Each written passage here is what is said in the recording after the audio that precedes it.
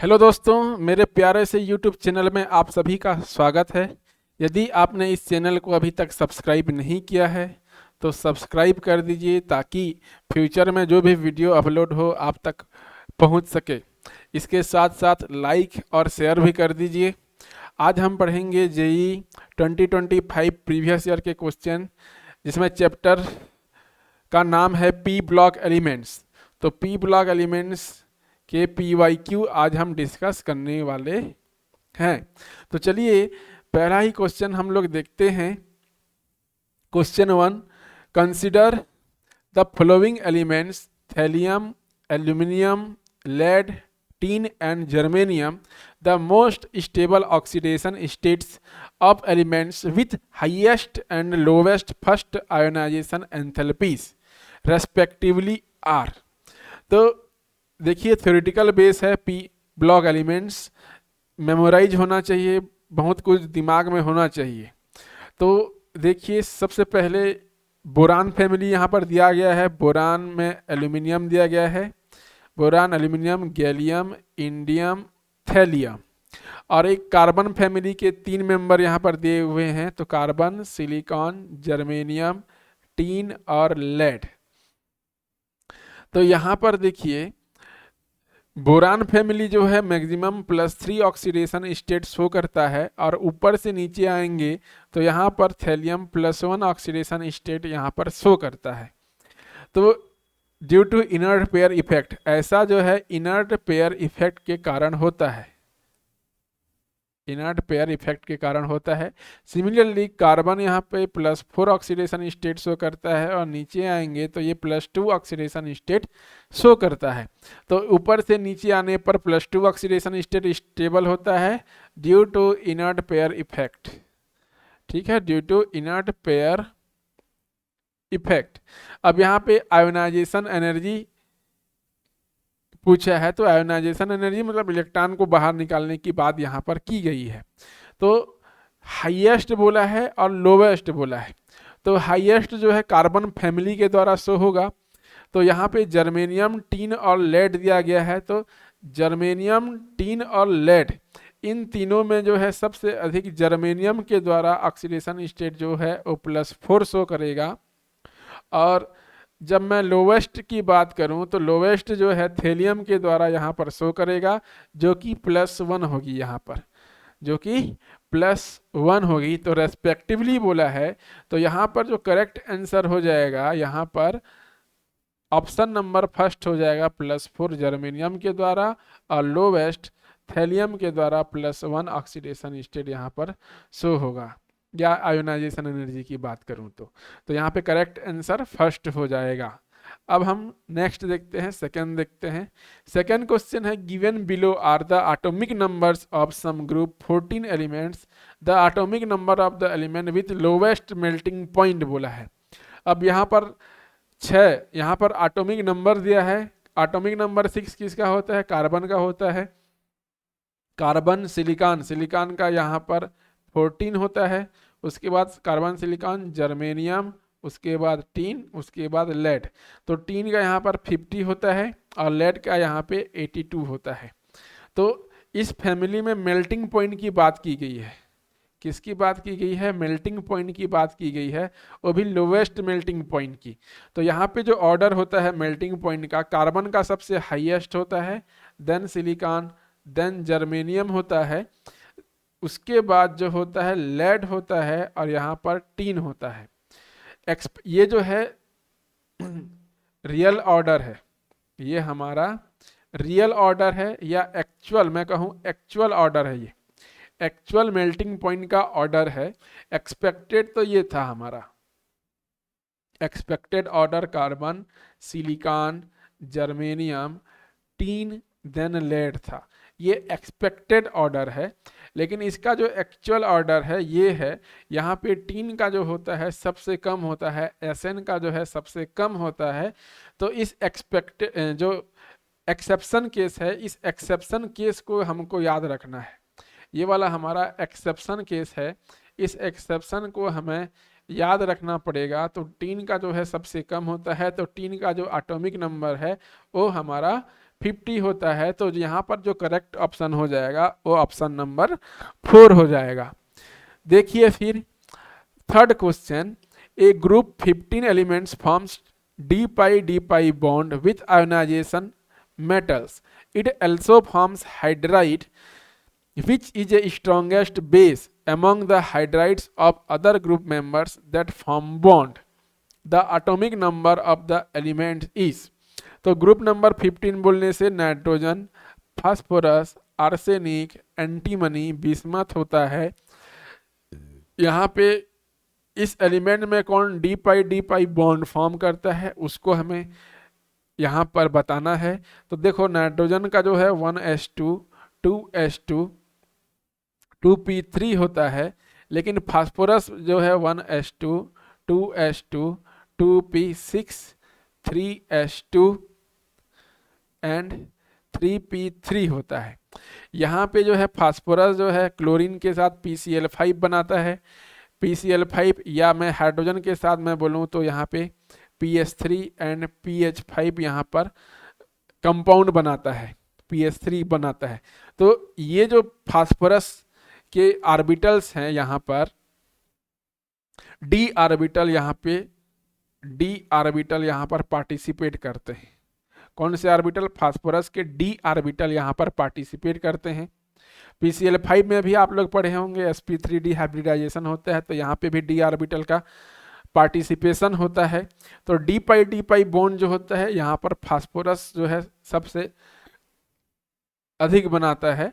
तो हाइड्राइड्स जो है ये देखो PS3 PH5 प्रकार का हाइड्राइड बनेगा। PS3 जो है मोस्ट फेवरेबल हाइड्राइड, मोस्ट जो है फास्पिन जिसको बोलते हैं गैस है, ये मोस्ट फेमस हाइड्राइड है। फास्फोरस का मोस्ट फेमस हाइड्राइड PS3 है जो कि बेसिक नेचर का होता है। The atomic number the of element is, तो फास्फोरस का हमें एटॉमिक नंबर यहाँ पर बताना था जो कि 15 होता है। तो ये हो गया क्वेश्चन नंबर 3 का आंसर यहाँ पर। ठीक है, आई होप ये क्वेश्चन भी आपको समझ में आया होगा। नेक्स्ट क्वेश्चन देखते हैं, question number 4। The large difference between the melting and boiling point of oxygen and sulphur may be explained on the basis of। तो यहाँ पर ऑक्सीजन होता है, उसके अलावा सल्फर होता है। ठीक है, सल्फर S8 होता है, S8।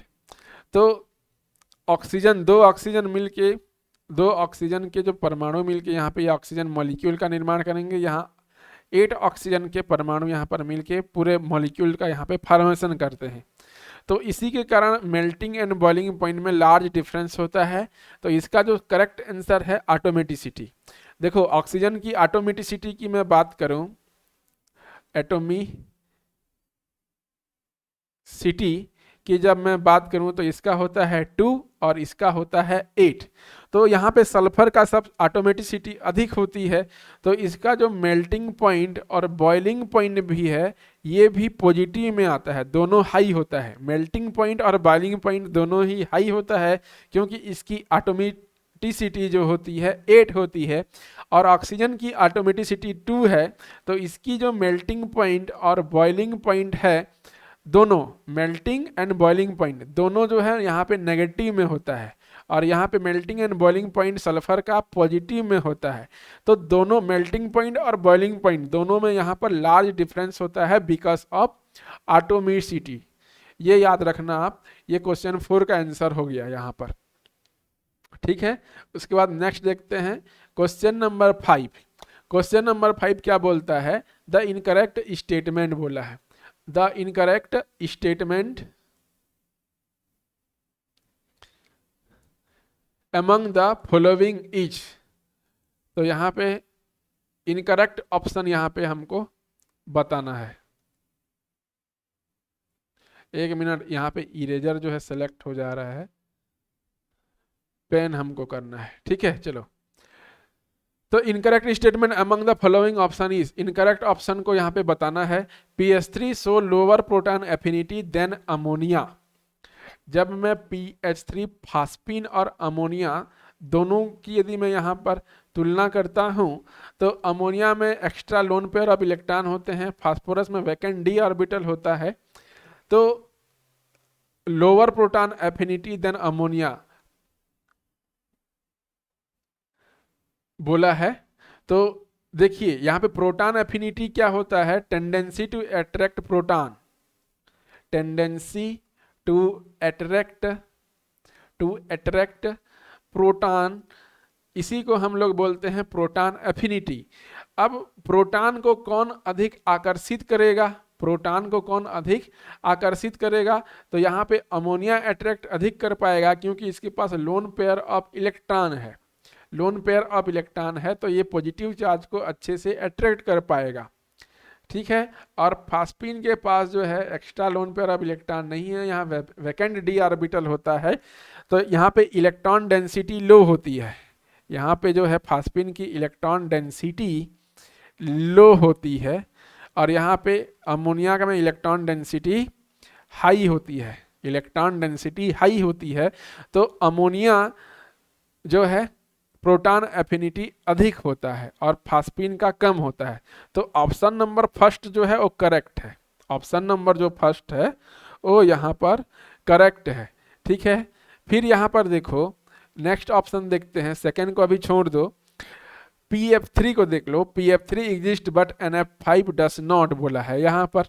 तो देखो फास्फोरस के पास वैकेंट डी ऑर्बिटल होता है, सेकेंड ऑप्शन की मैं थर्ड ऑप्शन की मैं बात कर रहा हूँ।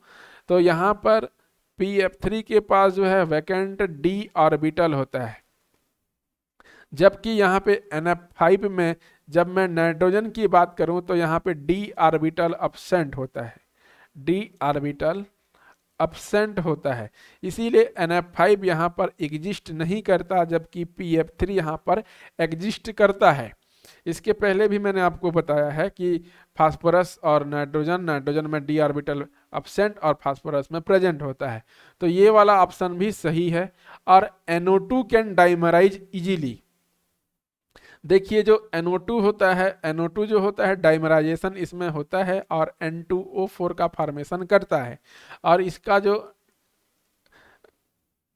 कुछ इस तरह से ये डायग्राम शो करता है, इसका जो स्ट्रक्चर होता है N2O4 का ये कुछ इस तरह से होता है।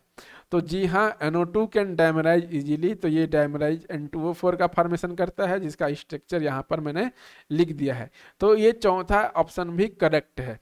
बट SO2 यहाँ पर जो सेकेंड ऑप्शन देखो, SO2 can act as an oxidizing agent but not as a reducing agent, यहाँ पे हमको किसको सेलेक्ट करना था, इनकरेक्ट बोला है, तो हमें इनकरेक्ट ऑप्शन ये ऑप्शन नंबर सेकेंड है। तो ये जो सेकेंड ऑप्शन है ये हमारा करेक्ट हो जाएगा, इसको हमें टिक लगाना था, क्योंकि SO2 जो है ऑक्सीडाइजिंग एजेंट के साथ साथ ये रिड्यूसिंग एजेंट की तरह भी बिहेव करता है, reducing agent and oxidizing agent दोनों की तरह ये बिहेव करता है। तो यहाँ पर करेक्ट ऑप्शन ऑप्शन नंबर 2 हो जाएगा। क्लियर है यहाँ पर।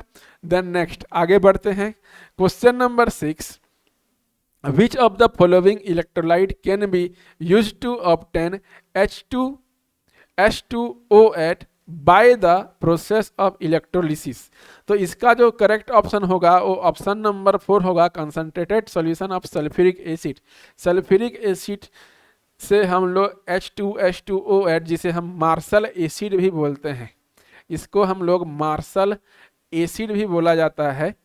सल्फर के ऑक्सी अम्ल में इसका स्ट्रक्चर भी आपको देखने के लिए मिल जाएगा, क्योंकि पी ब्लॉक एलिमेंट्स में सल्फर के ऑक्सी अम्ल बहुत ही इंपॉर्टेंट है। वहाँ पे जितने भी ऑक्सी अम्ल हैं उसका डायग्राम पूछता है, उसमें सल्फर सल्फर बॉन्ड पूछता है, ऑक्सीजन ऑक्सीजन बॉन्ड पूछता है, ये सारा चीज़ पूछता है। तो जो ट्वाइस मोल ऑफ H2SO4 जो है इलेक्ट्रोलिसिस से H2S2O8 plus twice H plus twice electron का यहाँ फॉर्मेशन करते हैं। तो करेक्ट ऑप्शन यहाँ पे ऑप्शन नंबर 4 हो जाएगा। उसके बाद देखिए यहाँ पर the maximum covalency of a non metallic group 15 elements E which weakest E bond. Maximum covalency पूछा है, वो भी ग्रुप नंबर 15 का। ग्रुप नंबर 15 में हमारा आता है नाइट्रोजन, फास्फोरस, आर्सेनिक, एंटीमनी और बिस्मथ आते हैं। तो इसमें से ऐसा कौन सा नॉन मेटल है जो कि यदि जुड़ता है तो वीक बॉन्ड बनाता है? वीक बॉन्ड, तो देखो नाइट्रोजन जो होता है मैक्सिमम जो होता है तीन बॉन्ड बनाता है, लोन पेयर उसके पास रहता है। यदि यह अपना लोन पेयर भी डोनेट कर दे तो यह NH4+ आयन का फॉर्मेशन करता है, तो जो कि वीक होता है। और मैक्सिमम जो होता है नाइट्रोजन जो होता है इसकी जो कोवेलेंसी होती है वो 4 होती है। तो यहाँ पे वीकेस्ट ई बॉन्ड जो बनाएगा वो नाइट्रोजन बनाएगा जिसकी मैक्सिमम कोवेलेंसी 4 होती है। तो उसके अकॉर्डिंग जो होता है यहाँ ऑप्शन नंबर 1 जो होता है करेक्ट हो जाएगा। तो आई होप जो है ये JEE/PYQ के क्वेश्चन आपको समझ में आए होंगे।